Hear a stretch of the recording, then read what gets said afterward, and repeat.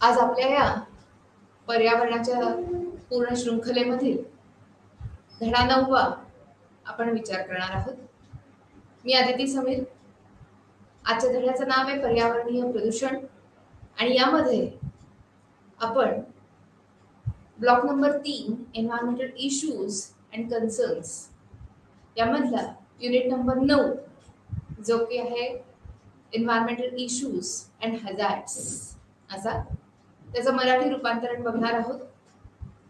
याच शृंखलेच्या कालच्या भागामध्ये आपण जैवविविधतेचे संवर्धन कुठल्या कुठल्या प्रकाराने होते त्याबद्दल थोडी चर्चा केली. जर तुमचं ते बघायचं राहून गेलं असेल तर जरूर बघा. आजच्या या भागामध्ये आपण धडा 9 पर्यावरणीय प्रदूषणामध्ये 4 महत्वाचे टप्पे किंवा 4 महत्वाचे प्रकार प्रदूषणाचे बघणार आहोत. आणि याच मध्ये आपण जर असा विचार केला या पुस्तिकेमध्ये तर जैविक विविधता, धोके आणि संवर्धन जो आपण काल बघितला. आजच्या भागात आपण पर्यावरणीय प्रदूषण आणि जोखीम बघणार आहोत. थोडा जास्त अभ्यास करणार आहोत त्याचा. त्याच्यानंतर पुढच्या भागामध्ये आपण ह्याच धड्याचा उर्वरित भाग आपण बघू. पर्यावरणीय प्रदूषण आणि जोखीम याचा भाग 2 आहे. त्यानंतर 10वा धडा कचऱ्याचे व्यवस्थापन किंवा सॉलिड वेस्ट मॅनेजमेंट याच्याबद्दल आपण जास्त चर्चा करू. आणि 11व्या धड्यामध्ये आपण वैश्विक पर्यावरणाचे मुद्दे म्हणजे ग्लोबल एन्व्हायरमेंटल इश्यूज याबद्दल थोडी चर्चा करू. चला तर मग आजचा भाग सुरू करूया पर्यावरणीय प्रदूषणाचा. आता यामध्ये आपण जेव्हा काय नेमकं शिकणार असा विचार करतो तेव्हा आपल्याला लक्षात येईल की प्रदूषण म्हणजे नेमकं काय. आणि या प्रदूषणामध्ये जेव्हा आपण प्रदूषणाचा अभ्यास करतो त्यामध्ये आपल्याला पर्यावरणीय प्रदूषणाची जी महत्वाची कारणं आहेत त्याच्याबद्दलची चर्चा करावी लागते. तसंच काही प्रकार पर्यावरणीय प्रदूषणाचे हे अतिशय खोलवर जाऊन विचार करावे लागतात. आता ह्याच्यातला पहिलाच भाग जो आहे तो आज आपण बघणार आहोत जलप्रदूषणाचा. पुढच्या भागामध्ये आपण हवेतील प्रदूषण, मृदा प्रदूषण आणि ध्वनी प्रदूषण असे 3 टप्पे बघणार आहोत. आजच्या या भागात जलप्रदूषणावर फार महत्वाची चर्चा ही आपण करायचा प्रयत्न करणार आहोत. इथे जलप्रदूषण फक्त एकट्याने घेण्याचं कारण असं आहे की जलप्रदूषणामध्ये फार मोठा भाग आहे अभ्यासाचा. आणि जर तुम्ही पुस्तिकेतला धडा बघितला असेल तर तुमच्या लक्षात येईल की ह्या मुद्द्यावर सर्वात जास्त चर्चा आपल्या पुस्तिकेतही केली गेलेली आहे. आणि म्हणूनच हवेतील प्रदूषण किंवा वायू प्रदूषण ज्याला आपण म्हणतो तर त्याच्याबद्दलची चर्चा आपण ही पुढच्या भागात बघणार आहोत. आता जलप्रदूषण बघताना सुद्धा किंवा जलप्रदूषणाचा अभ्यास करताना सुद्धा आपण त्याचे वेगवेगळे प्रकार, त्याची वेगवेगळी कारणं, त्याचे वेगवेगळी प्रदूषक, त्याच्यानंतर सागरी प्रदूषण, औष्णिक प्रदूषण आणि पाणी गुणवत्तेचे मानदंड या जलगुणवत्तेचे मानदंड याचा फार खोलात जाऊन विचार करू किंवा अतिशय डिटेलमध्ये किंवा अतिशय तपशीलवारपणे आपण याबद्दलची चर्चा आज करणार आहोत. चला तर मग सुरू करूया जलप्रदूषणाबद्दल थोडी जास्त चर्चा. आता ह्या धड्याचा जेव्हा सुरुवातीचा भाग आपण वाचतो तेव्हा आपल्या असं लक्षात येईल की लगेच आपण प्रदूषणाच्या प्रकारांकडे वळत नाही. तर नेहमीप्रमाणे आपण जेव्हा कुठलाही अभ्यास करतो, नवीन अभ्यास विषयाचा अभ्यास करतो, नवीन मुद्द्याचा अभ्यास करतो तेव्हा आपल्याला ती मूळ संकल्पना ही समजून घ्यावी लागते. आणि त्याचप्रमाणे इथे सुद्धा आपण प्रदूषण म्हणजे नेमकं काय याच्यावर आधी चर्चा करून त्याच्यानंतर आपण जलप्रदूषणाच्या अभ्यासाला ही थोडी सुरुवात करणार आहोत. तर प्रदूषण म्हणजे आपल्याला सगळ्यांना माहिती आहे, आपण खूप कॉमनली हा शब्द वापरतो पॉल्युशन है ना. आणि पॉल्युशनचं कारण आहे पॉप्युलेशन. तर म्हणजेच आपण जेव्हा प्रदूषणाचा अभ्यास करतो तेव्हा प्रदूषण आणि लोकसंख्या हे फार जवळ एकमेकांचे असलेले घटक आहेत. म्हणजे कालच्या भागात आपण असं बघितलं की जिथे जास्तीत जास्त लोकसंख्या आहे तिथे जैवविविधतेचा ह्रास हाही जास्त प्रमाणात दिसतो. त्याचप्रमाणे प्रदूषणही सर्वात जास्त दिसतो. आणि म्हणूनच प्रदूषण म्हणजे नेमकं काय असा विचार करायला लागल्यावर आपल्या असं लक्षात येईल की नैसर्गिक पर्यावरणाचे किंवा परिस्थितिकीचे किंवा वेगवेगळ्या परिसंस्थांना जे हानिकारक असेल अशा गोष्टी घडणं किंवा अशा प्रकारे पर्यावरणाचे दूषित होणे असे जर आपल्याला दिसून येत असेल किंवा असं आपलं निरीक्षण होत असेल तर त्या स्थितीला आपण प्रदूषण असं हे निश्चित संबोधतो. आता ह्यामध्ये सुद्धा काही अजून विशिष्ट व्याख्या आपण वापरू शकतो. आता आपल्या दैनंदिन आयुष्यामध्येच आपल्याला प्रदूषणाशी सामना करावा लागतो. ज्यावेळी आपण सकाळी सर्वसामान्य लोक जेव्हा सकाळी आपल्या दिनचर्येला सुरुवात करतात तेव्हा सर्वात पहिला महत्वाचा घटक म्हणजे हवा. हवेच्या प्रदूषणाला आपल्याला तोंड द्यावे लागतं. जो आपण श्वास घेतो त्याच्यात किती प्रमाणात प्राणवायू आहे आणि आपल्याला त्याचा त्रास होणार आहे का, याही भागाचा आपण विचार पुढच्या भागामध्ये करू. तर त्याचप्रमाणे आपण जे पाणी पितो उठल्यावर त्या पाण्याचा सुद्धा विचार आज आपण करणार आहोत प्रदूषणाच्या अभ्यासामध्ये. आता त्याच्याही पुढे जाऊन म्हणायचं झालं तर आपण जेव्हा मानवी लोकसंख्येच्या मूलभूत गरजा बघतो त्या गरजा आणि विकासाच्या गरजा म्हणजे विकासासाठी होणारे जे बदल आहेत आपल्या परिसंस्थेमध्ये त्यामुळे होणारे जे प्रदूषण आहे त्यामुळे होणारा जो बदल आहे जो आपल्याला हानिकारक ठरू शकतो, आपल्या परिसंस्थांना हानिकारक ठरू शकतो, अशा संबंध गोष्टींचा अभ्यास हा आपण प्रदूषणात सारखाच करत असतो.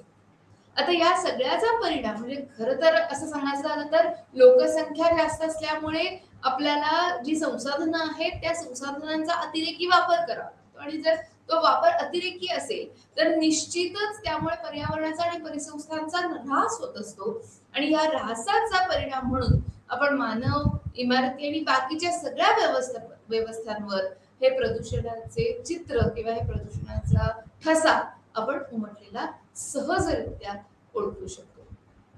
आता त्याचा थोडा जास्त खोलात जाऊन अभ्यास करायचा झाला तर आपण अजून एक इथे व्याख्या बघू शकू. म्हणजेच आपण ह्या पूर्ण धड्यामध्ये प्रदूषण आणि प्रदूषणाची व्याख्या आणि हवा, पाणी, मृदा हे सगळं दूषित करणारे जे प्रमुख प्रदूषक आहेत त्यांची ओळख आज आपण करून घेऊ, त्यांची यादी आज आपण करू शकू. त्याचप्रमाणे जर आपण जलप्रदूषणाबद्दल जास्त विचार केला तर काही महत्वाची कारणं जलप्रदूषणाची ही आपल्याला इथे ओळखता येतील. शक्यतो त्या जल गुणवत्तेवरही आपण जास्त प्रमाणात बोलू. त्याचप्रमाणे पाणी शुद्ध किंवा पिण्यास योग्य म्हणजे नेमकं काय या संकल्पनेचाही थोडासा, जास्त फार नाही पण थोडासा अभ्यास इथे निश्चित करू.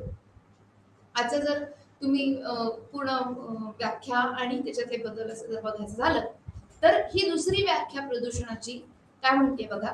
हवा, पाणी आणि भौतिक मातीचे जे भौतिक आणि रासायनिक वैशिष्ट्ये आहेत किंवा जैविक वैशिष्ट्ये आहेत त्यामध्ये जे बदल घडतात आणि हे बदल निश्चितच हानिकारक बदल आहेत, अनिष्ट बदल आहेत आणि त्यामुळे सर्व सजीवांच्या जीवनावर हा वाईट परिणाम हा निश्चित होत असतो आणि त्यामुळे कुठल्याही सजीवासाठी आरोग्यास जर धोका उत्पन्न होत असेल तर त्या स्थितीला हे प्रदूषण म्हणायला हवं. आता यामध्ये आपण 3 गोष्टींचा समावेश केला: भौतिक बदल, रासायनिक बदल आणि जैविक बदल. आणि म्हणूनच याच्याबद्दलची जास्त चर्चा करायला आपल्याला निश्चितच गरजेचं आहे. आता जेव्हा आपण निसर्गाच्या हस्तक्षेपामध्ये म्हणजे मानव करत असलेल्या सातत्याने करत असलेल्या निसर्गाच्या हस्तक्षेपाबद्दल जेव्हा बोलतो तेव्हा आपल्या असं लक्षात येईल की पृथ्वीवरच्या अनेक समस्या ह्या मानवाच्या निसर्गात हस्तक्षेप करण्यामुळेच उत्पन्न झालेल्या आहेत. जसं औद्योगिकरण आहे, विकासाची वेगवेगळी कामं आहेत, रस्ते आहेत, पूल बांधणी आहे, आपण नेहमी म्हणतो तसं विमानतळ बांधणी आहे, वाढत्या लोकसंख्येचा अतिरेकी वापर इंधनांचा आहे, खाणकाम आहे, वाहतूक आहे, कीटकनाशकांचा वापर आहे, खतांचा वापर आहे. तर या सगळ्या गोष्टींमुळे पृथ्वीवरच्या प्रदूषणात भरच पडत चालली आहे असं म्हणायला काहीच हरकत नाही. आता जेव्हा आपण या सगळ्याचा विचार करतो तेव्हा आपण विचार करा बरं एक मिनिट किंवा एक क्षणभर असा आपण जर विचार केला की आपल्या सभोवताली आपल्या सराउंडिंग मध्ये किंवा एन्व्हायरमेंट मध्ये किंवा आपल्या पर्यावरणामध्ये प्रदूषण हे कुठे कुठे असते.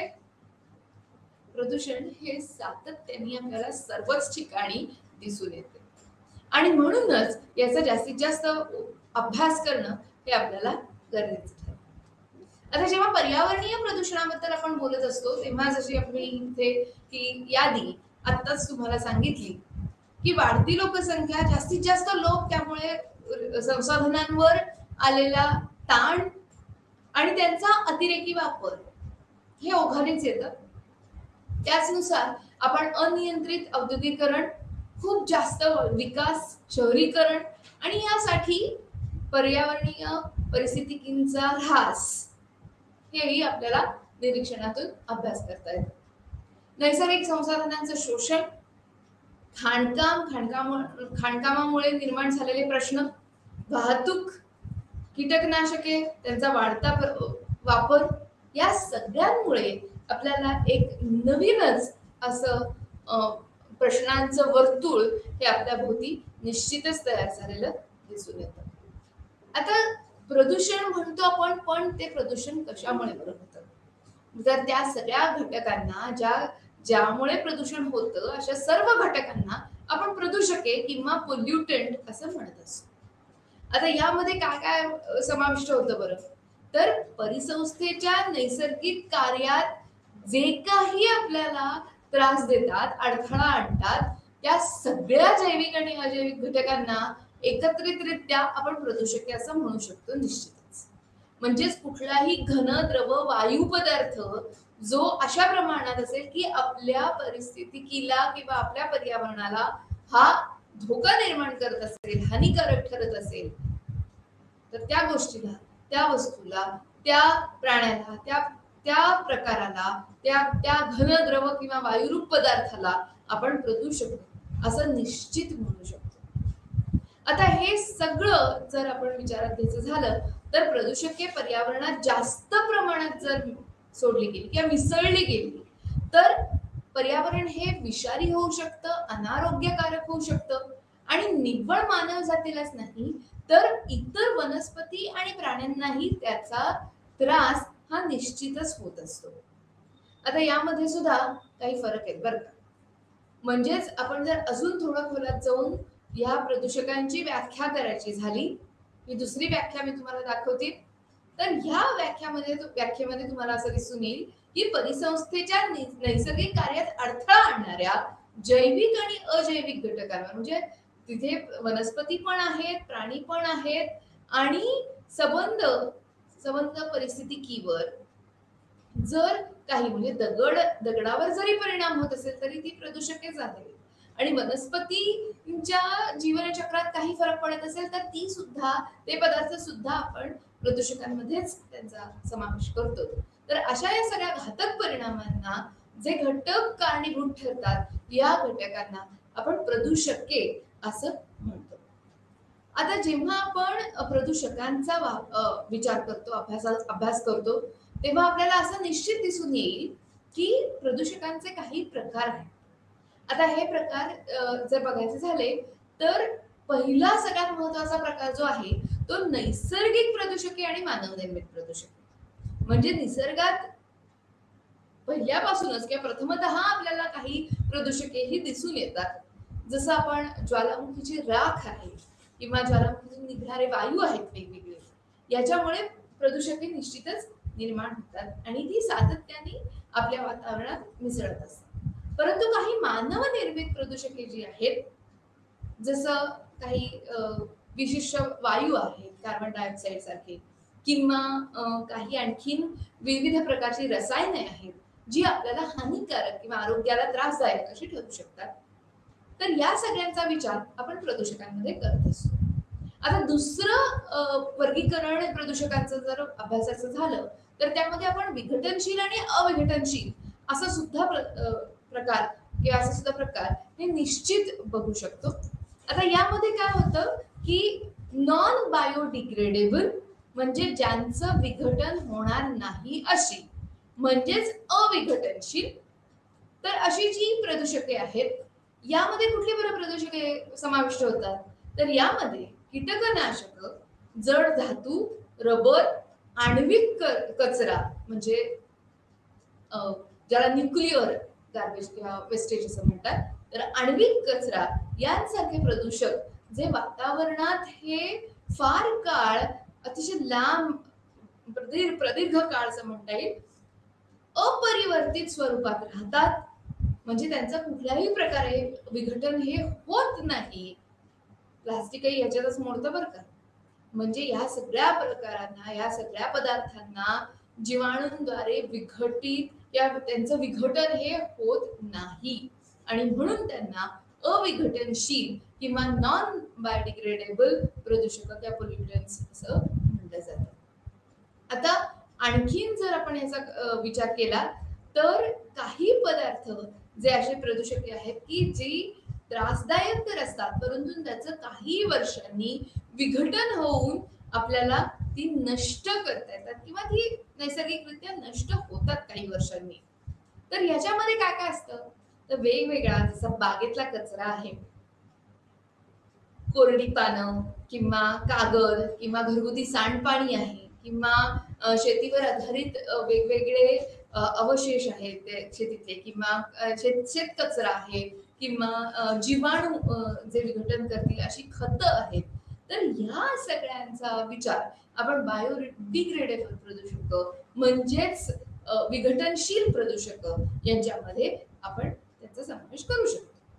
आता यानुसार काय होतं की नैसर्गिक प्रदूषक जी आहेत किंवा विघटनशील जी प्रदूषक आहेत ती कालांतराने नष्ट होतात आणि मानवनिर्मित जी प्रदूषक जशी प्लास्टिक आहे, पीओपी आहे, तर ही जी प्रदूषक आहेत त्यांचं विघटन होत नसल्यामुळे ती नष्ट पावत नाहीत. ती वर्षानुवर्ष शतक ही आपल्या वातावरणात परिसरात किंवा पर्यावरणात ही तशीच राहणार आहेत आणि म्हणून त्यांचा कमीत कमी वापर करून आपल्या पर्यावरणाला वाचवणं हे आपलं नितांत महत्वाचं कार्य हे ठरत असतं. आता जसं मी आधी म्हटलं तसं आज आपण जलस्रोत आणि जलस्रोतांचं प्रदूषण याच्याबद्दल जास्त विचार करणार आहोत. जल प्रदूषणाचा फार खोलात जाऊन अभ्यास आज आपल्याला इथे करायचा आहे. तर जेव्हा आपण जल प्रदूषणाचा अभ्यास करतो तेव्हा त्याची ही सुरुवात नेहमीप्रमाणेच आपण पाण्याचे स्रोत ह्यांच्यापासून करूया. तर जेव्हा आपण पाण्याचा किंवा जल संसाधनांचा विचार करत होतो मागच्या एका भागामध्ये तेव्हा आपण असं म्हणलेलं आहे की पृथ्वी तलावरचं जे पूर्ण पाणी आहे किंवा उपलब्ध जे पाणी आहे ते वेगवेगळ्या प्रकारांनी वापरतो आपण आणि यामध्ये जर घरगुती पाणी बघितलं गेलं किंवा घरगुती जल वापराचा जर आपण प्रमाण बघितलं तर आपल्याला असं बघता येईल की सर्वात जास्त भाग हा वॉशरूम्स किंवा शौचालयांमध्ये वापरला जातो पाण्याचा. 24% पाणी हे उपलब्ध असलेलं पाणी हे आपण शौचालयांमध्ये वापरतो. त्याच्यानंतरचा भाग येतो स्वयंपाकघरांमध्ये. स्वयंपाकघरांमधला पाण्याचा वापर हा जवळजवळ 20% आहे. कपडे धुण्यासाठी 17% जवळजवळ पाणी वापरलं जातं. आंघोळीसाठी परत एकदा 20% पाणी वापरलं जातं. समजा नळ गळत असतील, टिपकत असतील, नळ दुरुस्त झालेले केलेले नसतील तर 12% पाणी हे वाहून जात असतं आणि काही इतर वापरांसाठी जसं तोंड धुणे, भांडी घासणे या आणि काही इतर कामं आहेत तर या सगळ्यांसाठी आपल्याला साधारण 7% पाणी हे अपेक्षित असतं. आता ह्या सगळ्याचा अभ्यास का करावा आपण तर आपल्याला घरगुती वापरासाठी पाणी तर हवंच आहे परंतु औद्योगिक वापरासाठी शेती सिंचनासाठी सुद्धा पाण्याची उपलब्धता ही आपल्याला गरजेची ठरते. म्हणजेच आर्थिक विकास साधण्यासाठी आपल्याला पाण्याची ही मोठ्या प्रमाणावर गरज असते. आता हे पाणी येतं कुठून असा जर थोडासा विचार केला किंवा आपल्याला वीज निर्मितीसाठी मासेमारीसाठी जर हे पाणी उपलब्ध करून घ्यायचं असेल किंवा अजून एक जर त्याचा आर्थिक उपयोग बघितला तर तुम्हाला माहितीच असेल की पर्यटन व्यवस्थापनात किंवा पर्यटन व्यवसायामध्ये आपल्याला पाण्याचा फार मोठा उपयोग हा करून घेता येतो. वेगवेगळी मोठाली कारंजी, तळी किंवा ज्याला म्हणता येईल की खाडी प्रदेश किंवा जिथे स्थलांतरित पक्षी येतात फ्लेमिंगो सारखे तर अशा पद्धतीचे मोठाली पर्यटन स्थळ ही आपल्याला निश्चित बघता येतात. त्याचप्रमाणे जलवाहतूक ही पूर्णतः आपण इथे अभ्यास करू शकतो. तर जेव्हा हे पाण्याचे स्रोत आपण बघतो कारण हे बघा तुम्हाला आठवत असेल तर आपण एका भागामध्ये असे म्हणलं होतं की जलवाहतूक ही दळणवळण सुविधेची जागतिक स्तरावरची सर्वात मोठी आणि महत्वाची पद्धत आहे. त्याचं कारण असं की जवळजवळ 95% आंतरराष्ट्रीय व्यापारातली जी वाहतूक होते फ्राईट फॉरवर्डिंग ज्याला आपण म्हणतो की वस्तूंची दळणवळण जी होते ती ही जलमार्गाद्वारे होत असते सागरी मार्गाद्वारे होत असते. आणि म्हणूनच तुम्हाला जर माहिती असेल तर भारतामध्ये फार मोठ्या मोठ्या प्रमाणावर बंदरं किंवा जेट्टीज आपण कन्स्ट्रक्ट केलेल्या आहेत, बांधलेल्या आहेत. आणि त्यामध्ये काही कांडला आहे किंवा मुंबई, कोचीन, विशाखापट्टणम, चेन्नई अशा प्रकारची मोठी बंदरं आहेत. तर जागतिक स्तरावरचा अभ्यास केला तर तुम्हाला असं दिसून येईल की उत्तर अटलांटिक सुएझ कॅनल आहे किंवा कालवा आहे किंवा पनामा कालवा आहे, हे जलवाहतुकीचे फार मोठे मार्ग आहेत. आणि त्याचा इम्पॉर्टन्स किंवा त्याचं महत्व हे आपल्याला निश्चितच अभ्यास करावा लागेल त्याचा. तर जेव्हा आपण पाण्याचे स्रोत असं म्हणतो तेव्हा अगदी छोट्या ओढ्यांपासून नदी, नाले, कालवे या सगळ्यातलं वाहतं पाणी आपण इथे अभ्यासू शकतो. त्याचप्रमाणे मानवनिर्मित ज्याला कालवे किंवा धरणं आपण म्हणतो त्यातलंही पाणी, त्यातल्या रिझर्वायर मधलं पाणी, त्याचा पाण्याचा साठा आपल्याला बघावा लागतो. नैसर्गिक तळ्यांमधलं पाणी, भूगर्भातील पाणी या सगळ्यांबद्दलची चर्चा आपल्याला या स्रोतांच्या अभ्यासात करावी लागते, जी आपण आधीच केलेली आहे. आजच्या भागात आपण यांच्या प्रदूषणावर जास्त भर देणार आहोत. तर पाण्याचा जो प्रवाह आहे तो असं म्हणतात की पर्जन्य हे सर्वात स्वच्छ पर्जन्य किंवा स्वच्छ पाणी असतं. खरंच का असतं? जरा थोडा विचार करा आणि तुमच्या असं लक्षात येईल की आम्ल पर्जन्य असेल तर हा पूर्ण भ्रम आहे. म्हणजेच पडणाऱ्या पावसाचं पाणी सुद्धा शुद्ध नसतं. ते का शुद्ध नसतं त्याची वेगवेगळी कारण आपण नक्कीच अभ्यासू. परंतु जर तुम्ही साधं सोपं बघितलं गणित तर त्याच्यात तुम्हाला असं लक्षात येईल की पावसाच्या पाण्यात सुद्धा हवेतली धूळ, जीवाणू, परागकण याच्यासारखे घन पदार्थ किंवा वेगवेगळे वायू जसे कार्बन डायऑक्साईड आहे, ऑक्सिजन आहे, हे सगळे मिसळत असतात आणि वेगवेगळे पदार्थ जमिनीवरून वाहत असताना या पाण्यात येऊन मिसळतात. आता हेच पाणी तर जमिनीत मुरणार आहे आणि त्या जमिनीत मुरलेल्या पाण्यामध्ये मातीत परत या मृदेतले कार्बनी आणि अकार्बनी पदार्थ विरघळत असतात. म्हणजे हे नैसर्गिकरित्या प्रदूषण पाण्याचं हे इथे आपोआपच झालेलं आपल्याला दिसून येतं.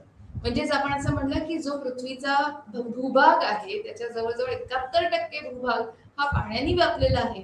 आणि भूपृष्ठावरचे जे विविध स्रोत आहेत जसं आपण बघितलं की पाऊस पडल्यानंतर तेथील स्थानिक आणि भौगोलिक परिस्थितीनुसार आपल्याला डोंगर माथ्यावरून खळखळणारे ओहोळ, झरे किंवा ओढे, त्यानंतर नदी, नाले, त्याच्यानंतर मोठ्या महानद्या, छोटे समुद्र, उपसागर, महासागर आणि हिमनद्याही या सगळ्यांचा समावेश हा आपल्याला जलस्रोतांमध्ये करावा लागतो. आता जेव्हा आपण धरणे, बंधारे किंवा तलाव यांचा किंवा कालवे यांचा विचार करतो तेव्हा असं म्हणतात की जगामध्ये साधारणपणे 45,000 मोठाली धरणं बांधली गेलेली आहेत आणि यामध्ये भारतामधल्या 4,200 मोठ्या धरणांचा हा समावेश होतो.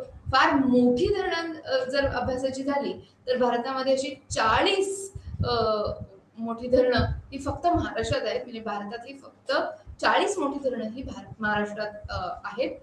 जर आपण पुढे जाऊन या सगळ्याचा विचार केला तर यामध्ये आपल्याला पूर्ण पाणलोट क्षेत्राचा अभ्यास, त्याच्यानंतर पाण्याची गरज, पर्जन्यमानाचं प्रमाण आणि गुणवत्ता आणि पाणलोट क्षेत्राची क्षमता याचाही अभ्यास हा निश्चित करता येतो. तर कालवे, उपकालवे किंवा धरणं यामधला पाण्याचा विस्तार आणि त्याचा अभ्यास हा इथे आपण निश्चितच बघू शकतो. आता जर थोडं पुढे जाऊन जलप्रदूषणाची संकल्पना अभ्यासाची झाली तर आपल्याला इथे बघता येईल की जलप्रदूषणात एक चित्र फार सुंदर आपल्याला इथे उपलब्ध करून दिलेलं आहे. आपल्या पुस्तिकेमध्ये हे चित्र आहे. तर ह्या चित्रामध्ये जर आपण बघितलं तर तुमच्या सहज लक्षात येईल की हे जे प्रदूषण आहे ते नागरिकांनी केलेल्या अस्वच्छ विषारी पदार्थांच्या पाण्याच्या स्तोत्रात मिसळण्यामुळे झालेलं प्रदूषण आहे.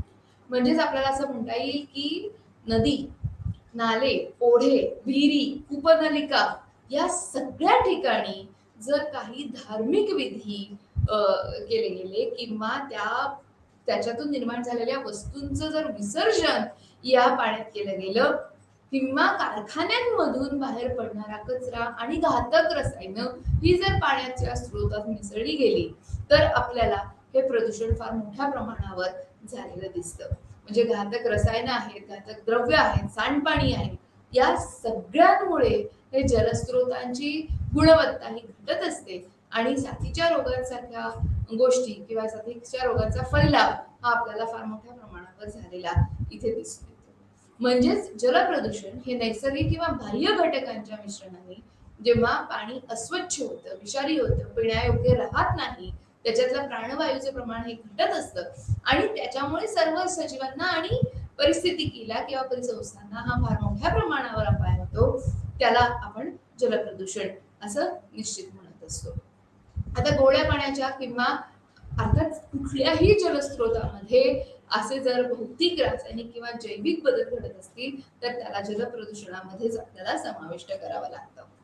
आता जर थोडं पुढे जाऊन आपण बघितलं तर आपल्या असं लक्षात येईल की पाण्यामध्ये असलेले जे अनिष्ट वायू आहेत त्याच्यामध्ये आपण इथे असं बघू शकता निश्चितच की हे वायू जसं CO2 आहे, कार्बन डायऑक्साईड किंवा पाण्याला दुर्गंधी किंवा वाईट चव ज्याच्याने प्राप्त होईल अशा प्रकारचे काही पदार्थ पाण्यात जर मिसळलेले असतील तर त्यामुळे पाण्याची गुणवत्ता ही खालावेल आणि निश्चितच आपल्याला फार प्रदूषित पाणी असं उपलब्ध होईल. म्हणजेच पाण्यात काही धातू, क्षार, रसायनं किंवा सेंद्रिय पदार्थ जर मिसळलेले असतील तर प्रदूषण हे होत असतं. आता काही पदार्थ आपल्याला डोळ्याने दिसतात, जसं आपल्या स्लाइड मध्ये आपण बघितलं की हे प्रदूषण आपल्याला दिसतंय, परंतु काही विरघळलेले न दिसणारे पदार्थही किंवा ज्याला द्रव पदार्थ म्हणता येईल असे पदार्थही याच्यात मिसळलेले असतात आणि त्यांच्यामुळे पाण्याचा रंग, चव आणि वास हा बदलत असतो. जसं इथे थोडस दिलेली आहे उदाहरणं, त्याच्याप्रमाणे तुम्ही क्लोरोफॉर्म आहे किंवा क्षपित अवस्थेतील लोह किंवा मॅंगनीज यांची वेगवेगळी संयुग आहेत, तर यांच्यामुळे सुद्धा पाण्याची गुणवत्ता ही बदलत असते, पाणी हे प्रदूषित होऊ शकतं. आता जर पुढे जाऊन बघायचं झालं तर ही जलप्रदूषके म्हणजे नेमकी कुठली आहेत आणि त्याच्यामुळे नेमका काय त्रास होतो याच्याबद्दल आपण फार मोठा विचार आज करणार आहोत. तर इथे तुम्हाला जलप्रदूषकांमध्ये असं दिसतंय की परत एकदा आपण जलप्रदूषकांची एक छोटीशी व्याख्या इथे बघतोय की पाण्यामध्ये, नैसर्गिक पाण्यामध्ये निरुपयोगी स्थायूरूप म्हणजे नको असलेल्या वस्तू, नको कचरा, घाण, जे नको असे टाकाऊ पदार्थ आहेत किंवा उष्ट खरकट घरातलं किंवा किचन मधलं स्वयंपाकघरातलं, या सगळ्या गोष्टींना निरुपयोगी स्थायूरूप पदार्थांमधल्या तसेच द्रवरूप, आता द्रवरूप नुसतं सांडपाणी नाही तर औद्योगिक क्षेत्रांमधूनही वापरलं गेलेलं पाणी आपल्याला इथे मिसळलेलं दिसतं. तसंच वायुरूप टाकाऊ पदार्थ जे आहेत, जे ह्या सगळ्या गोष्टींचा जो सजीव सृष्टीस अपाय होतो त्या अपायकारक पदार्थांना जे पदार्थ हे पाण्यामध्ये विरघळून पाण्याची गुणवत्ता ही सारखी खालावली जाते त्याच्यामुळे, तर या सगळ्यांना जलप्रदूषक असं आपण संबोधतो.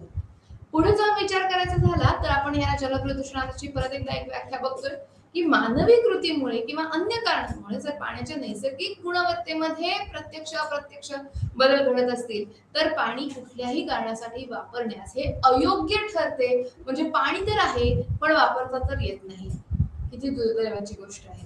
तर या सगळ्या गोष्टींना आपण जलप्रदूषण असं म्हणू शकतो. आता जेव्हा जलप्रदूषकांचा जास्त खोलात जाऊन विचार करायचा आपल्याला असेल तेव्हा आपल्याला असं दिसून येईल की जलप्रदूषक ही वेगवेगळ्या प्रकारची असतात. आता जलप्रदूषकांचा अभ्यास करताना किंवा त्यांचं वर्गीकरण करताना आपल्याला इथे असं दिसून येईल की ही जी प्रदूषक आहेत ती सगळीकडे आपल्याला दिसून येतात. जगभर आपल्याला ही प्रदूषक सापडतात आणि त्यांचं वर्गीकरण करताना जैविक जलप्रदूषक, सेंद्रिय जलप्रदूषक आणि असेंद्रिय जलप्रदूषक असं आपण सहजरित्या हे त्याचं वर्गीकरण हे करू शकतो. आता जैविक जलप्रदूषकांमध्ये जी आपल्याला नैसर्गिकरित्या सापडतात, वनस्पती आहेत, कीटक आहेत, विषाणू, जीवाणू आहेत, म्हणजेच शैवाल, जीवाणू, विषाणू, परजीवी, सजीव यांच्यामुळे जर पाणी अशुद्ध होत असेल, त्यांच्यामुळे जर काही रोगराई पसरत असेल, याची आपण यादी पुढच्या एका स्लाइड मध्ये निश्चितच बघणार आहोत की कुठल्या जलप्रदूषकांमुळे, कुठल्या जैविक जलप्रदूषकांमुळे पाणी हे अशुद्ध होत असतं. आणि मानवी कचरा, घरगुती सांडपाणी यासारखी जैविक जलप्रदूषके आपल्याला इथे अभ्यासता येतात, ज्यामुळे जैविक अशुद्धीमुळे हे रोग हे जास्त पसरत असतात. आता पुढचा जर भाग बघायचा झाला तर असेंद्रिय जलप्रदूषके याचा आपण विचार करू शकतो. म्हणजे अतिशय बारीक अशी वाळू आहे किंवा धुळीचे कण आहेत किंवा मातीचे कण आहेत, जसे तरंगणारे, हवेत तरंगणारे पदार्थ आहेत किंवा आर्सेनिक आहे, कॅडमियम आहे, शिस आहे, पारा आहे, या सारखी वेगवेगळी रासायनिक संयुग आहेत. तसंच किरणोत्सारी पदार्थांचे काही अंश जर पाण्यामध्ये मिसळले जात असतील तर या सगळ्यांना आपण इथे असेंद्रिय जलप्रदूषके असं म्हणू शकतो. आता सेंद्रिय जलप्रदूषकांमध्ये तणनाशक, कीटकनाशक, खत, सांडपाणी या सगळ्यांचा हा मोठ्या प्रमाणावर समावेश होतो. परंतु सगळ्यात जास्त भाग सेंद्रिय जलप्रदूषकांचा जो येतो तो आहे कारखान्यातली उत्सर्जके. म्हणजे कारखान्यातून बाहेर पडणारे आणि पाण्यात मिसळणारे जे काही घटक आहेत ते सेंद्रिय जलप्रदूषकांमध्ये मोडतात. तर आपण पुढे बघूया की काय कुठल्या प्रकारचे हे स्रोत आहेत. तर जलप्रदूषक ही कुठून निर्माण होतात. आता ती जलप्रदूषक म्हणजे काय हे जेव्हा आपण बघतो तेव्हा आपण 3 भाग बघितले, 3 वर्ग बघितले, वर्गीकरण त्याचं केलं. आता त्याच्या पुढच्या भागात आपण बघतोय की हे कुठून तयार होतात. तर घराघरांमधून बाहेर पडणारे सर्व पदार्थ, जसे सेफ्टी टँक मधून बाहेर पडणारे सांडपाणी किंवा आंघोळीचे पाणी किंवा मलमूत्र जनावरांचं, या सगळ्याचा भाग तिथे येऊ शकतो. त्याचप्रमाणे औद्योगिक परिसरातून बाहेर पडणारे पाणी, जसं वाहन धुताना, वाहने लोकांना रोज धुवायची सवय असते, तर मोठमोठ्या कार्स धुताना, गाड्या धुताना किंवा तेल किंवा ग्रीस लागलेलं मिश्रण झालेलं पाणी असतं. शेती किंवा काही ऍक्सिडेंट्स होतात, म्हणजे अपघात होतात वेगवेगळ्या मोठ्या समुद्रांमध्ये. एखादी तेल गळती झालेली तुम्ही ऐकलीच असेल निश्चितपणे. तर अशा पद्धतीच्या ऍक्सिडेंट्समुळे किंवा अपघातांमुळे हे पाणी किंवा जल हे प्रदूषित होत असतं. शेतीमधून बाहेर पडणारे घटक, औद्योगिक परिसरातून बाहेर पडणारे घटक. आता जेव्हा औद्योगिक परिसरातून बाहेर पडणारे घटक असं म्हणतो तेव्हा ते 2 प्रकारचे असतात. एक म्हणजे त्याच्यात मिसळलेले वेगवेगळे पदार्थ आणि दुसरं म्हणजे त्याचं तापमान, म्हणजेच औष्णिक प्रदूषक, याचाही आपल्याला इथे निश्चितच विचार करावा लागतो. सांडपाण्यातला गाळ, पाणलोटातील गाळ या सगळ्यांचाही समावेश या यादीमध्ये निश्चितच करावा लागतो. उष्ण पाणी सोडलं पाणी जर समुद्रात किंवा सागरामध्ये तर निश्चितच त्याचं तापमान बदलतं आणि समुद्रात बदलणाऱ्या तापमानामुळे प्रवाळ खडकांसारखे जे जैविक घटक आहेत त्यांच्यावर फार मोठा अनिष्ट असा परिणाम हा आपल्याला बघायला मिळतो. जर आपण पुढे गेलो तर इथे मी 2 प्रकारची चित्र आपल्यासाठी उपलब्ध करून दिलेली आहेत. एक आहे ते बालभारतीने आपल्याला दिलेलं चित्र आहे, अतिशय सुंदर त्याचं वर्गीकरण करून दिलेलं आहे की नैसर्गिक कारण आणि परिणाम आणि मानवनिर्मित कारण आणि परिणाम, जलप्रदूषणाची कारणं ही आपल्याला इथे अभ्यासता येतात. मोठ्या प्रश्नाचं उत्तर लिहिण्यासाठी या सर्व मुद्द्यांचा आपल्याला निश्चितच फार मोठा उपयोग होऊ शकतो. आणि दुसरा जो पांढऱ्या रंगाचं चित्र आहे त्यामध्ये आपल्या पुस्तिकेतला काही भाग इथे आपण समाविष्ट केलेला आहे. तर प्रदूषण कुठलं आहे, त्याचा स्रोत काय आहे आणि त्याच्यामुळे काय परिणाम होतो, अशा प्रकारचा हा अभ्यास आहे. म्हणजे जर नैसर्गिक कारण मगाची झाली तर जलपर्णीची वाढ, कालच्याच भागात आपण ह्या जलपर्णीबद्दल जास्त बोललो होतो, वॉटर हायसिंथ असं त्याला म्हटलं जातं. तर प्राणवायू कमी होऊन पाण्याचा नैसर्गिक गुणधर्म बदलण्याचं काम हे जलपर्णी सातत्यानं करत असते. ही परकीयच प्रजाती असून आपल्या इथे ती आता फोफावलेली आहे आणि बऱ्याच नैसर्गिक जलस्रोतांमध्ये आपल्याला ती दिसून येते. कुजणारे वेगवेगळे पदार्थ आहेत, गाळाचे पदार्थ आहेत, म्हणजे गाळ जो नदी वाहून आणते त्याच्यामुळे प्रदूषण होत असतं. जमिनीची धूप झाल्यामुळे ते घटक पाण्यात मिसळत असतात. कवक असतात, काही वेगवेगळी शैवाल असतात, कृमी असतात. हे सगळे झाले नैसर्गिक घटक. परंतु जर मानवनिर्मित आणि फार मोठ्या प्रमाणावर परिणाम करणारे घटक जर आपण इथे बघितले तर निवासी क्षेत्र, मग निवासी ते शहरी असू दे किंवा ग्रामीण असू दे, दोन्ही, अर्थात शहरी सांडपाण्याचं प्रमाण हे फार मोठ्या प्रमाणावर आहे, परंतु तरी तर निवासी क्षेत्रातील सांडपाणी, औद्योगिक सांडपाणी, खनिज तेल गळती, तेल, खते आणि कीटकनाशकांचा फार मोठ्या प्रमाणावर वापर आणि काही वेगवेगळी कारणं, जसं आपण घायपात पाण्यात चढवणं किंवा कपडे धुणं किंवा रक्षा किंवा अस्थि, ज्याला म्हणतात अस्थि विसर्जनासाठी किंवा निर्माल्य देवाच्या पायापाशीचं, तर हे सगळं पाण्यात टाकणं, या सगळ्यांमुळे ही प्रदूषण हे आपल्याला बघायला मिळतात झाले. तर याचा अजून एक भाग इथे आपण बघू शकतो की निव्वळ याचमुळे नाही, तर सेंद्रिय रसायनं जी आहेत, तेल, वंगणे, प्लास्टिक आहे, ह्याच्यामुळेही आपल्या परिस्थितीवर फार मोठ्या प्रमाणावर परिणाम होत असतो. आता जर आपण किरणोत्सर्गी पदार्थ बघितले, तर त्यानुसार सुद्धा प्रयोगशाळेतून, रुग्णालयांतून आणि वेगवेगळ्या आण्विक प्रक्रियांमधून आपल्याला किरणोत्सर्गी पदार्थ आणि त्याची झालेली गळती आणि प्रदूषणासाठी कारणीभूत असलेले असे प्रकार हे बघायला मिळतात.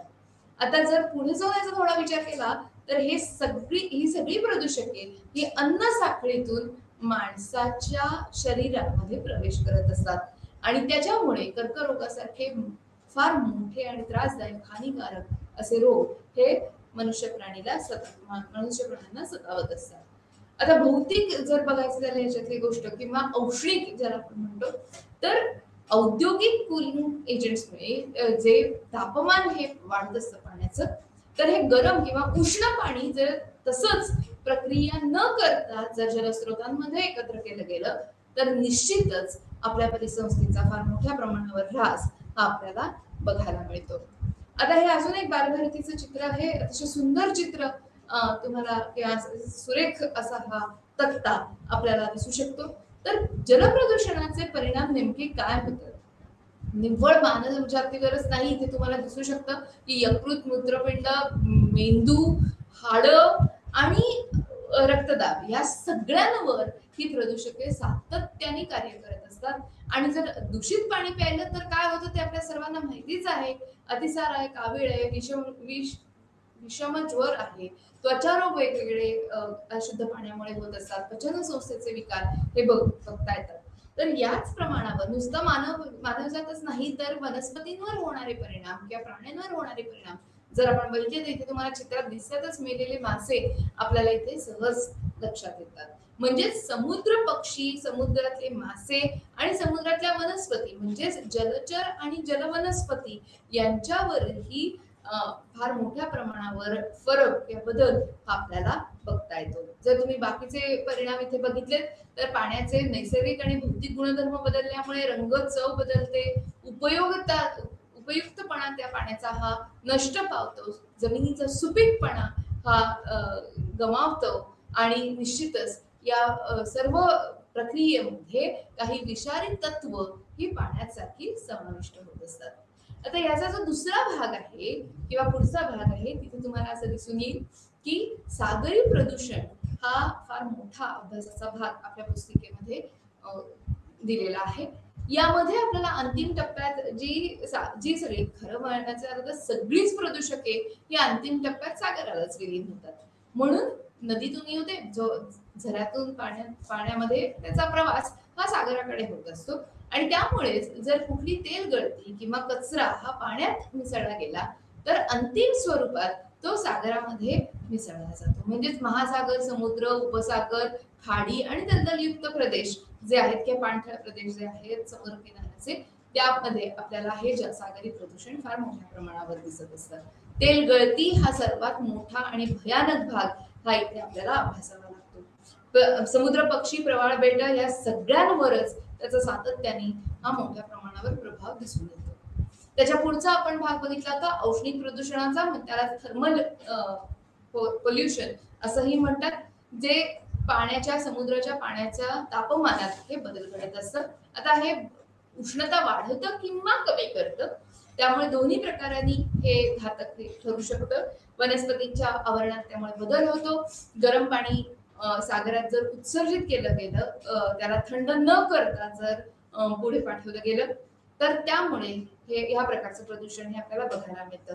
आता याच्यामुळे होतं काय, मी मगाशी म्हणत होते त्याप्रमाणे अतिशय सेन्सिटिव्ह किंवा अतिशय थोड्या फरकांनी मृत पावणारे असे काही जलचर आपल्याला समुद्रात दिसतात, जसं प्रवाळ बेट आहेत. तर अतिशय थोड्या तापमानाच्या फरकाने सुद्धा आपल्याला आपल्या परिस्थितीत झालेला परिणाम यामध्ये निश्चित बघता येतो.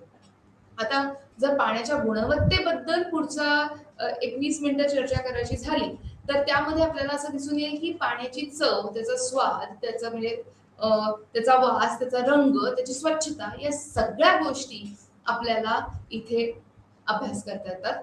आता हे पाणी, एखादं पाणी पिण्याच्या दृष्टीने सुरक्षित आहे का, योग्य आहे का, हे ठरवण्यासाठी आपल्याला गुणवत्तेची चाचणी ही निश्चित करणं भाग पडते. तर पिण्याच्या पाण्याच्या ज्या भौतिक, रासायनिक किंवा जंतुविषयक चाचण्या ज्या आहेत, त्यांचा अभ्यास हा आपल्याला गरजेचा ठरतो. आता पाण्यामध्ये जेव्हा रेतीचे किंवा मातीचे किंवा चिखलाचे जे कण सापडतात किंवा गढूळपणा ज्याच्याने निर्माण होतो, तिथे तुम्हाला असं दिसून येईल की ह्या सगळ्या द्रव्यांमुळे पाण्याचा रंग हा खरं म्हणायचं झालं तर मी माझ्या विद्यार्थ्यांना नेहमी म्हणते की पुण्यासारख्या शहरांमधले पाण्याचे जे स्रोत आहेत, तिथे तुम्हाला जर निळं पाणी दिसलं ना, तर नक्की आपण तिथे भेट देऊया त्या नदीच्या भागाला. आता ह्याच्यातला जर म्हणजे काय म्हणता येईल की ह्या प्रकारच्या दुर्दैवी अशा उदाहरणांना बाजूला ठेवलं, तर आपल्याच भारतामध्ये अतिशय स्वच्छ अशा नद्या सुद्धा आपल्याला उपलब्ध आहेत. तुम्हाला माहिती असेल की लोकल किंवा स्थानिक लोकांच्या पुढाकारामुळे मेघालयातल्या उमनगोट नावाची जी नदी आहे, त्या नदीची परिसंस्था ही इतकी स्वच्छ आहे की 40 ते 60 फूट खाली तळ हा नदीचा आपल्याला दिसू शकतो. केवढी मोठी गोष्ट आहे. म्हणजेच त्या पाण्याची गुणवत्ता इतकी जास्त आहे की ते पाणी आपल्याला डायरेक्ट पिता येतं. त्याच्यावर कुठलीही प्रक्रिया न करता. आता ह्याच्यासाठी तिथल्या स्थानिक लोकांनी खूप कष्ट घेतलेत आणि ते घेत आहेत. चालू आहे त्यांचं कष्ट घेणं. ते काय करतात की जर ती नदी कोणी खराब करण्याचा प्रयत्न केला, तर त्याला प्रचंड मोठा दंड तर ते देतातच. परंतु शिक्षा देतात, दंड देतात, परंतु त्याचप्रमाणे ते सगळे लोक एकत्र येऊन ही नदी स्वच्छ करण्याची कामं सातत्याने आणि वारंवार करतात. त्याचप्रमाणे त्यांनी काही अतिशय जुन्या परंपरा ह्या टिकवून ठेवल्या, कारण त्यांचं असं म्हणणं आहे की जर मॉडर्न बोट स्ट्रक्चर किंवा नवीन पद्धतीच्या नावा जर आपण पाण्यात घातल्या, जर यांत्रिक नावा आपण पाण्यात घातल्या, तर त्याच्यामुळे त्याचा जो धुलीकण आहे, वाफ आहे किंवा त्याची उष्णता आहे, याच्यामुळे नदीच्या पर्यावरणाला किंवा नदीच्या परिसंस्थेला हा त्रासदायक ठरतो. त्याच्यामुळे त्यांनी काय केलंय की लाकडाच्या बोटी ते अजूनही तिथे वापरतात आणि जरा चप्पू चालवून बोट चालवणं म्हणतात, अशा प्रकारच्या जुन्या पारंपरिक बोटी आपल्याला तिथे दिसून येतात. तर ह्या उन्नगोट नदीच्या विविध अभ्यासक्रमांना नक्की भेट द्या. आपल्या भारत सरकारच्या शासनाच्या वेबसाईट्सवर सुद्धा तिचा मोठ्या प्रमाणावर उल्लेख केला गेलेला आहे. हे एक फार मोठी केस स्टडी आपल्याला निश्चितच इथे अभ्यासता येते. जर आपण पुढे बघायचं झालं तर ही जलस्रोतांच्या प्रदूषणाची किंवा जलस्रोतांचं जे मुख्य प्रदूषण दिसतं, त्याची मूळ कारण किंवा मूलभूत कारण काय आहेत, ही यादी आपण बघू शकतो. एक फार सुंदर चित्र बालभारतीचं इथे आपण बघतोय की नदीचा स्रोत आहे, हे तळही असू शकतं, परंतु हे नक्की एखाद्या धार्मिक स्थळाच्या जवळ असणार. त्यामुळेच आपल्याला इथे फार मोठ्या प्रमाणावर कचरा हा पाण्याच्या स्रोतामध्ये मिसळलेला दिसून येतोय. म्हणजेच एकूण लोकसंख्या वाढीमुळे, बदलत्या लोकशैलीमुळे, ग्रामीण आणि शहरी भागाच्या वाढत्या भूजलाच्या वापरामुळे, या सगळ्यांमुळे ही पाण्याची गुणवत्ता ही बदलत असते. आता जेव्हा आपण पुढचा भाग बघतो, तेव्हा पाण्याच्या गुणवत्तेचे जे मापदंड आहेत ते आपण इथे अभ्यास करूया. तर पाण्याचा सामू म्हणजेच पोटॅन्शियल ऑफ हायड्रोजन, ज्याला पीएच असंही म्हणतात, तर हा आपल्याला इथे अभ्यासता येतो. आता जेव्हा आपण पाण्याचा सामू असं म्हणतो किंवा पाण्यात विरघळलेल्या प्राणवायूचे प्रमाण असं म्हणतो, या सगळ्यांसाठी आपल्याला रासायनिक प्रक्रिया करून त्या पाण्याची गुणवत्ता ही निश्चितच बघावी लागते. आता ज्या पद्धतीने आपण इथे अभ्यास करतो आहोत, त्या पद्धतीने काही पाण्यातले वेगवेगळे रोगही आपण अभ्यासणार आहोत किंवा यामध्ये होणारं जे विविध प्रकारचं प्रदूषण आहे किंवा त्याच्या मागची जी मोठी कारणं आहेत त्यांना अभ्यासण्यासाठी आपल्याला या सगळ्या विविध संकल्पनांचा जरा खोलात जाऊन अभ्यास करणं हे महत्वाचं ठरतं. आता जेव्हा आपण पाण्यात विरघळलेल्या प्राणवायूचे प्रमाण म्हणतो किंवा त्याचं तापमान म्हणतो किंवा हवेचा दाब म्हणतो, तर या सगळ्याचा अभ्यास करत असताना तुमच्या असं लक्षात येईल की आपल्याला जैविक प्राणवायूची गरज किंवा बायोलॉजिकल ऑक्सिजनची डिमांड आहे, बीओडी आहे किंवा सीओडी आहे किंवा ज्याला केमिकल ऑक्सिजन डिमांड असं म्हणतात, या थोड्याशा रासायनिक कल्पनांचा अभ्यास किंवा संकल्पनांचा अभ्यास करणं हे गरजेचं असतं. आता शक्यतो आपल्याला शुद्ध पाणी गरजेचं असतं पाणी पिण्यासाठी, पाणी निश्चित ठेवण्यासाठी, आणि त्याला आपण हात लावू नये किंवा त्यामध्ये कुठलीही अशुद्धी मिसळणार नाही याची आपल्याला खात्री घ्यावी लागते. परंतु जर आपण याच्याबद्दलचा जास्त विचार केला सीओडी किंवा बीओडीचा, तर आपल्याला असं म्हणता येईल की या सगळ्या म्हणजे आता पुढच्या एका स्लाइड मध्ये मी तुम्हाला असंही दाखवणार आहे की पाण्याचा सामू हा जो आहे त्याचा प्रमाणित मानक काय आहे. तर 6.5 ते 8.5 हे प्रमाणित मानक आहे आणि सगळ्यात जास्त म्हणजे मॅक्झिमम त्याची जी लिमिट आहे ती 8.5 आहे. त्याच्यापेक्षा जास्त आपण जर तिथे सापडलं आपल्याला पाणी तर ते पिण्यायोग्य पाणी आहे असं काही आपल्याला म्हणता येणार नाही. आता हे झालं पाण्याच्या सामू बद्दल. आता ह्या पाण्यात लोह, मॅंगनीज किंवा तांब, शिस, जस्त अशा सगळ्या धातूंची जर आयने खूप जास्त असतील तर या पाण्यातील आम्लाचं प्रमाण हे फार मोठं असतं आणि म्हणून त्याच्या मोजपट्टीवर जिथे आपल्याला 0 ते 14 अशा प्रकारच्या खुणांनी आपल्याला याचे मोजमापन करता येतं. तर ह्या पाण्याच्या सामूचं आपल्याला मोजमापन करून म्हणजेच पोटॅन्शियल ऑफ हायड्रोजन पीएचचं आपल्याला पाण्याचा पीएच हा काढावा लागतो आणि मगच आपल्याला ते ठरवता येतं.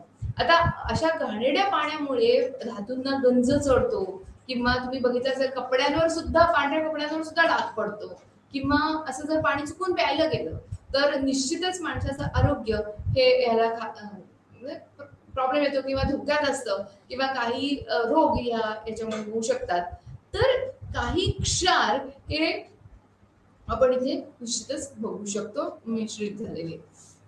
पाण्यात विरघळलेल्या प्राणवायूचं प्रमाण जर बघायचं झालं किंवा डिझॉल्व्ड ऑक्सिजन ज्याला म्हणतो, तर यामध्ये सर्वात महत्वाचं म्हणजे पाण्यात असलेला प्राणवायू आणि त्याच्यावर असतो ते संबंध परिसंस्थेचं जीवन म्हणजे मासे असू दे किंवा पाणथळ जमिनी किंवा चिखलातल्या विशिष्ट जलीय वनस्पती असू देत, तर या सगळ्यांसाठी प्रकाशसंश्लेषण क्रियेसाठी आपल्याला या प्राणवायूची गरज निश्चितच अपेक्षित असते.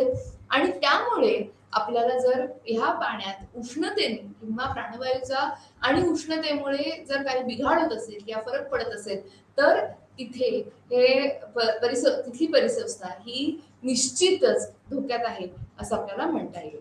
आता तिसरा भाग जो आहे तो बायोलॉजिकल ऑक्सिजन डिमांड किंवा बीओडी. तर हे जे आहे ते तिथल्या जैविक घटकांना, पाण्यातल्या जैविक घटकांना किती प्राणवायूची गरज आहे याच्याबद्दल आपल्याला हे प्रमाण मानता येईल, बीओडी ज्याला म्हणतात. तर प्रत्येक लिटर मध्ये ते 1 ते 2 मिलीग्राम एवढं असेल तर ते पाणी फारच चांगलं असं समजलं जातं.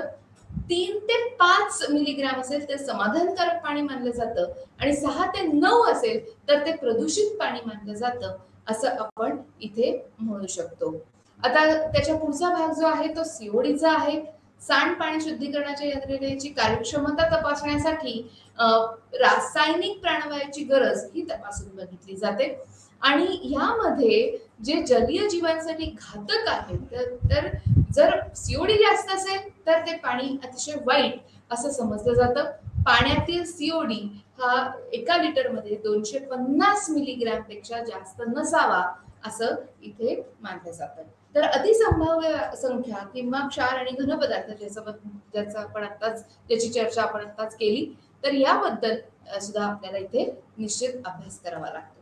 आता हे याच्याबद्दलच मी तुमच्याशी आता बोलत होते की पाण्याचा सामू, पाण्याचा कठीणपणा, वेगवेगळे क्लोराइड्स आहेत, सल्फेट्स आहेत, फ्लोराइड्स आहेत, नायट्रेट्स आहेत, कॅल्शियम आहे, आयर्न आहे, लेड आहे, मॅंगनीज, झिंक आहे, कॅडमियम आहे, तर पारा आहे.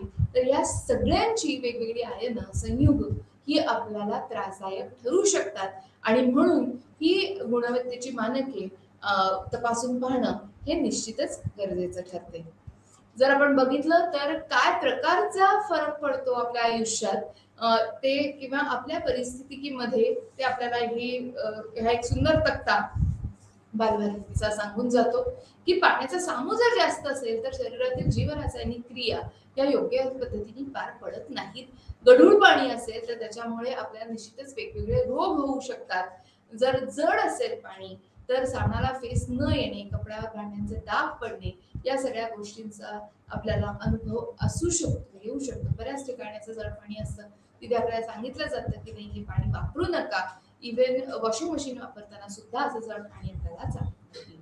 तर फ्लोराइड्स जे आहे किंवा फॉस्फेट आहे, नायट्रेट आहे, तर फार मोठा जसं ब्लू बेबी सारखा फार मोठा आजार रक्ताभिसरण संस्थेमार्फत किंवा आईच्या दुधामार्फत बाळामध्ये जाऊ शकतो आणि यामुळे ब्लू बेबी सारखा आजार आपल्याला इथे लहान बाळांमध्ये दिसून येतो. नायट्रेट जास्त असले पाण्यात की हा आजार आपल्याला दिसून येतो. त्याचप्रमाणे जर तुम्ही बघितलं तर वेगवेगळे जीवाणू आणि विषाणू हे सातत्याने कार्य करत असतात. टायफॉइड, अतिसार, हगवण आहे, कॉलरा आहे, कावीळ, पोलिओ या सगळ्यांसाठी किंवा त्वचा रोग जसं खरूज आहे यांचा प्रसार करण्यासाठी हे सगळे जीवाणू विषाणू पाण्यात मिसळलेले हे सातत्याने कार्य करत असतात. पोटात जंत होणे हे अतिशय कॉमन किंवा फार मोठ्या प्रमाणावर त्याचा प्रसार झालेला आपल्याला दिसून येतो. खास करून ग्रामीण भागांमध्ये जर शौचालयांची स्वच्छता फार नसेल तर हे प्रकार आपल्याला जास्त दिसतात. तर आता इथे अजून एक हा छोटासा तक्ता तुमच्याशी मी शेअर करते किंवा तुम्हाला दाखवते. हे पाण्यात कुठले सूक्ष्मजीव असल्यामुळे कुठला रोग होऊ शकतो याची ही फार मोठी यादी आणि फार भीतीदायक यादी आहे. जर तुम्ही बघितलं तर hepatitis A B C D याच्यामुळे कावीळ जी होते त्याच्यामुळे फार मोठ्या आजाराला हे आमंत्रण दिलं जातं. विषमज्वर आहे, पटकी आहे, मलेरिया आहे, अतिसार तर खूपच कॉमन आहे. तर या सगळ्या गोष्टींचा विचार आपल्याला ह्या अभ्यासात करता येतो.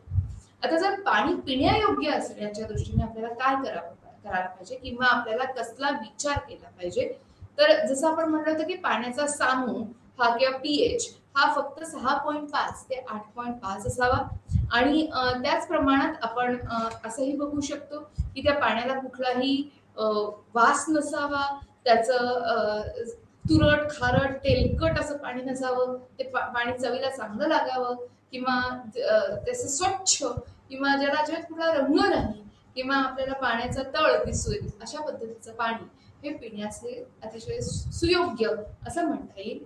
त्याच्यामध्ये कुठली अलगी किंवा शैवाल नसावं किंवा त्याच्यामध्ये कुठल्याही प्रकारचं रसायन मिसळलेलं नसावं आणि यासाठी वेगवेगळ्या पद्धतीने पाण्याचं शुद्धीकरण हे केलंच जातं.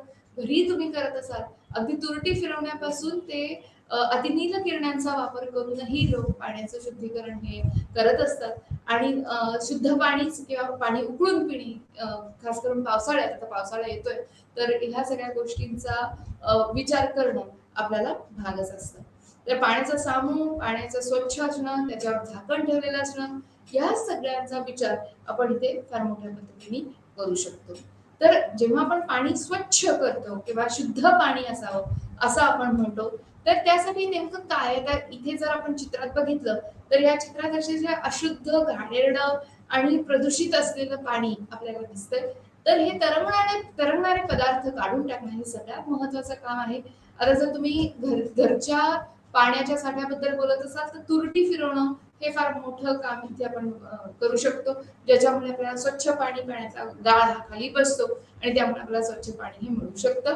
त्यामुळे पाणी संथ करून गाळ खाली बसवणे, आवश्यक असल्यास पाणी मृदू करून घेणे, गाळणे, उकळणे आणि क्लोरीनने ते स्वच्छ करून घेणे. आता ह्या सगळ्याचा अभ्यास मला नक्की माहितीये की तुम्ही सगळ्यांनी लहानपणापासून केलेला आहे, परंतु तरी एक आठवण करून देते. बालभारतीने सुद्धा आपल्याला जलसुरक्षा नावाची एक पूर्ण सिरीज याच्याबद्दल प्रकाशित केलेली आहे आणि अतिशय सुंदर पद्धतीने जलसुरक्षेबद्दल ते आपला अवेअरनेस किंवा आपलं ज्ञान हे वाढवत आहेत. तर जरूर वाचा. आपल्या अभ्यासासाठी, आपल्या डिग्रीच्या अभ्यासासाठी ही मराठी पुस्तिका आपल्याला फारच उपयोगी पडेल, याच्यात काही वादच नाही. तर त्याच्या पुढे जाऊन आपल्याला जर असं म्हणायचं झालं की शुद्ध पाणी हे तर गरजेचं आहेच, परंतु असलेल्या पाण्याला स्वच्छ ठेवणं किंवा असलेल्या पाण्यामध्ये जास्त गढूळता निर्माण होऊ न देणं ही निश्चितच आपली जबाबदारी आहे. आता यामध्ये ओढ्यातलं पाणी, नदीतील पाणी, कालव्यातील वाहतं पाणी, धरणातलं पाणी, नैसर्गिक तळ्यातलं पाणी, भूगर्भातलं पाणी या सगळ्या पाण्याची गुणवत्ता टिकवण्याचं परम कर्तव्य आपल्या सगळ्यांना करायचंय आणि ह्याच्याबद्दलची छोटीशी आठवण फक्त मी इथे करून देते. आता ह्यामध्ये जेव्हा आपण जलशुद्धीकरणाचा जो विचार करतो तिथे असं म्हणतात की स्वच्छ दिसणारं पाणी सुंदर चांगलं स्वच्छ असतं, काय मस्त दिसतंय असं म्हणून आपण ते पिऊ शकतो, तर तसं नाहीये. तर त्यामध्ये असे तसे वेगवेगळे जंतू असू शकतात, विषाणू असू शकतात, दूषित पाण्यामुळे कुठले कुठले रोग होतात त्याचा आत्ताच आपण विचार केला. त्याच प्रमाणात जर ब्लिचिंग पावडरच्या स्वरूपात जर क्लोरिनीकरण करता आलं आपल्याला तर जीवजंतू हे नष्ट पावतात किंवा जीवाणू त्याच्यात जे असतील जर त्याच्यात काही असतील तर तेही आपल्याला बाहेर काढून टाकता येतात. तर त्याला TCL अशी जी पावडर असते ज्याला ब्लिचिंग पावडर आणि क्लोरीन ह्याच्या चुन्यामध्ये मिसळून ती तयार करतात, तर TCL पावडरनी सुद्धा आपल्याला शुद्ध पाणी हे घरच्या वापरासाठी मिळवता येतं. आता बंद डब्यात किंवा कोरड्या जागी ही ब्लिचिंग पावडर ठेवणं अतिशय आवश्यक असतं, कारण त्याच पावडरच्या मध्ये जर अलगी किंवा शैवाल निर्माण झालं तर ती निर्जंतुकीकरणाची शक्ती त्याची निघून जाते आणि खराब पावडर आपण वापरू शकत नाही. त्यामुळेच पाण्याच्या घरच्या ज्या साठ्यामध्ये आपण जर विचार केला तर घरगुती साठवणीच्या पद्धतींमध्ये पाणी झाकून ठेवणं, पाणी स्वच्छ करणं आणि पाण्याची स्वच्छ भांडी किंवा त्या भांड्यांना येता जाता हात लागणार नाही अशा पद्धतीने ठेवणं, त्याच्यात बाहेरची धूळ न जाऊ देणं, धूळ कचरा मुख्य म्हणजे न जाऊ देणं, अशा पद्धतीने पाण्याची साठवण करणं ही फार महत्वाची ठरते. चुकूनही जमिनीवरती माठ किंवा रांजण ठेवू नये. उन्हाळ्यामध्ये आपण नक्की माठ वापरत असाल तर जमिनीवरती खड्डा करून माठ ठेवलेले आपण पाहतो. पाणी थंड करण्यासाठी असे प्रयोग खूप ठिकाणी केले जातात, परंतु अशाने काय होतं की पाणी हे आरोग्यास हानिकारक ठरू शकतं. म्हणून जर पाण्याचा माठ हा उंच जागी असेल तर त्याचा वापर आपल्याला जास्त करता येतो. पाण्याला हाताचा स्पर्श होणार नाही याची खात्री नक्की घ्या. ओघराळ्याचा वापर करा. अशा छोट्या छोट्या गोष्टी आपण निश्चित आपल्या आयुष्यात, रोजच्या आयुष्यात ह्या पुढे जाऊन वापरून आपण पाण्याची शुद्धता ही मिळवू शकतो निश्चितच. आता यामध्ये काही फक्त आठवण करून देते की काही तुरटी आहे किंवा फेरिक क्लोराईड आहे किंवा फेरस सल्फेट आहे हे सुद्धा वापरलं जातं पाणी शुद्धीकरणासाठी. आता पाण्याचे जे वायू मिश्रण आहे किंवा निवळण आहे किंवा निर्जंतुकीकरण आहे हे केलंच पाहिजे, नाहीतर रोगराई ही जास्त वाढते, मनुष्य प्राण्याच्या आरोग्यास हे फार घातक ठरू शकतं. आणि या सगळ्या चर्चेच्या मागचं सर्वात मोठं कारण म्हणजे आता पावसाळाही येत आहे जसं मी आताच म्हणलं, आणि त्याचप्रमाणे आपल्याला जर माहित असेल तर जगभरात होणारे विविध अपघात हे पाणी पुरवठ्याला त्रास देत असतात. किंवा जसं आपण म्हणलं मगाशी की काही ठिकाणी पाणी अतिशय स्वच्छ आहे उन्नबोट सारख्या ठिकाणी, तर काही ठिकाणी आपल्याला असं दिसून येतं की सिंगापूर सारख्या ठिकाणी प्यायला पाणी नाही म्हणून त्यांना दुसऱ्या देशावरून विकत पाणी घ्यावं लागतं. ती वेळ जर आपल्याला आणायची नसेल तर आपल्या असलेल्या जलस्रोतांचं संरक्षण आणि संवर्धन करणं ही आपली जबाबदारी नसून प्रथम कर्तव्य आहे असं आपल्याला म्हणता येईल. पुढच्या स्लाइडमध्ये तुम्ही एक सुंदर चित्र बघाल तर ह्या चित्रापासून आपल्याला ह्या चित्रापर्यंत जायचंय, म्हणजेच आपल्याला ही प्रदूषके जी आहेत ती नष्ट करून आपल्याला एक शाश्वत विकासासाठी अतिशय सुंदर स्वच्छ अशा जलीय परिस्थितीचं अस्तित्व हे निर्माण करून ते टिकवण्याचं कार्य निश्चितच करायचंय. मला माहितीये तुम्ही सगळे यामध्ये सहभाग निश्चित घ्याल आणि माझं बोलणं 1 तास ऐकून घेतल्याबद्दल खूप खूप धन्यवाद. परत भेटू पुढच्या भागात इतर प्रदूषणांच्या अभ्यासासाठी. नमस्कार.